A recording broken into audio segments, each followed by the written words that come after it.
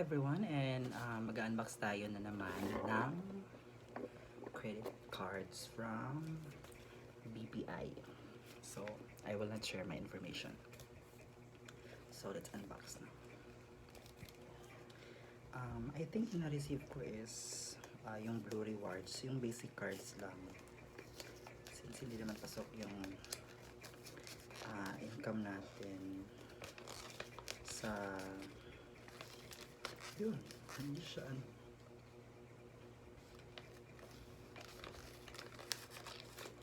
saktuhan lang. Charot. Poor naman talaga. Pero may credit cards. Charot.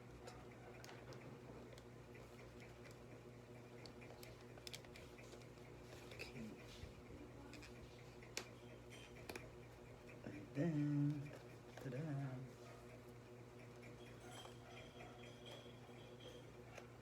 So, ito na.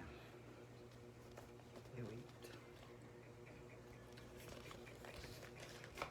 Excited.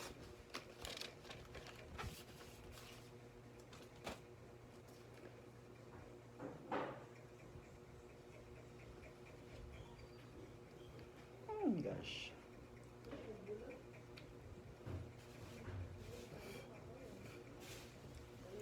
$25,000 lang yung credit limit, pero okay na din.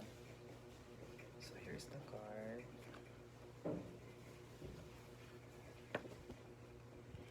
Okay naman siya. So mag-activate na tayo. Bye.